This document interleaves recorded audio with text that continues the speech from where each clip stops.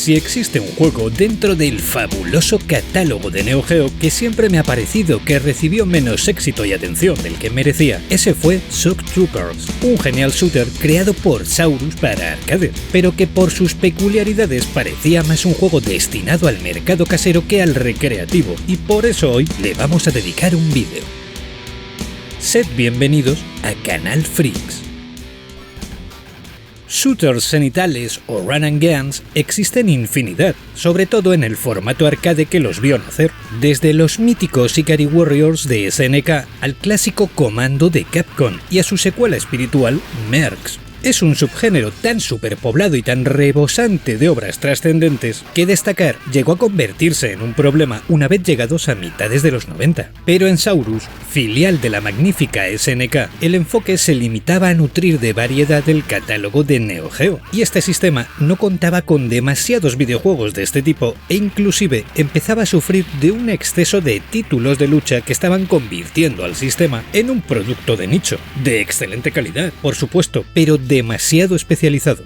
Así pues, en 1997, y tras un año de desarrollo y algunos meses previos de preproducción, lanzan al mercado un título que condensaría lo mejor de los clásicos junto a una variedad de opciones que, a mi modo de ver, parecen pensadas más para el mercado doméstico que para el de los arcades. Algo lógico por otro lado, ya que SNK, además de contar con hardware arcade, tenía su sistema doméstico AES, pero digamos que la norma era la de producir con un enfoque directo hacia los recreativo.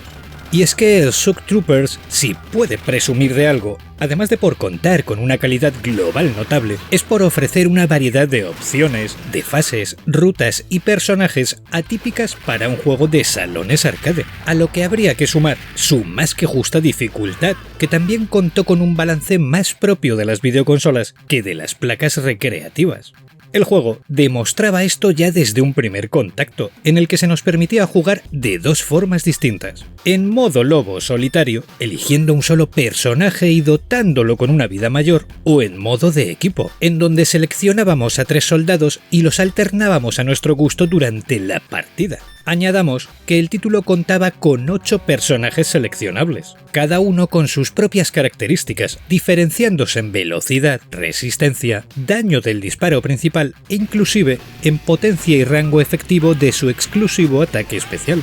Pero una vez seleccionado el modo y el personaje o personajes, se abría otro abanico, que era el de la ruta, en donde elegíamos entre montaña, bosque o valle, cada una compuesta por 5 niveles exclusivos que desembocaban en una sexta fase final compartida. En realidad, debo explicar que cada ruta cuenta con otra variante, ya que llegados a la penúltima fase de las mismas, se nos permitía elegir saltar a otra ruta distinta como fase previa al desenlace del juego.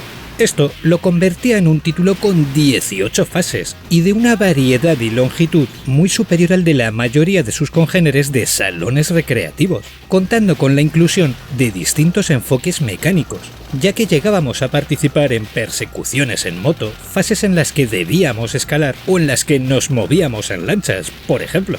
Sumando que en muchas ocasiones se daban cambios también en la perspectiva de juego, que si bien lo normal era que se desarrollase con una perspectiva cenital, llegaba a convertirse por momentos en un juego de desplazamiento horizontal. Sumemos también sus distintos power-ups, en forma de misiles, armas de fuego disperso o lanzallamas, la posibilidad de atacar cuerpo a cuerpo, que incide directamente en una mayor puntuación y en recibir mayor número de power-ups, y los jefes de mitad y de final de fase. En conjunto, Shock Troopers era mucho más grande, variado y duradero que cualquier otro juego de disparos cenital a lo One Man Army.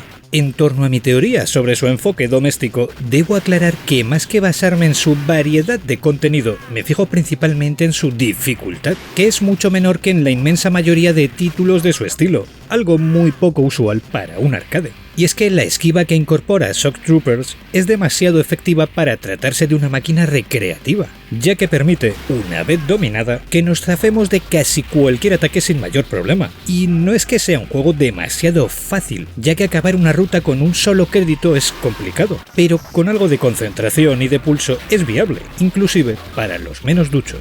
Esto también se deja ver en los enfrentamientos intermedios o de final de fase, en donde el margen de maniobra es mayor que en los juegos de la competencia.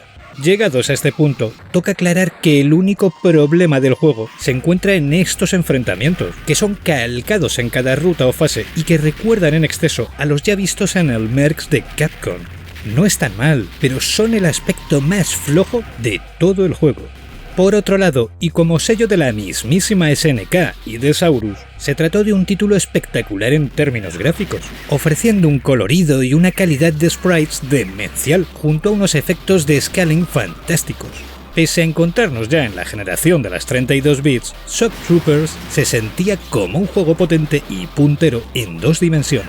Se trató de un producto con carisma visual, con un apartado sonoro genial y muy rockero, con una jugabilidad ideal. Mencionar que si dejábamos pulsado el botón de disparo principal siempre apuntábamos en la misma dirección, y que si lo pulsábamos de forma intermitente se dirigía hacia donde nos moviésemos.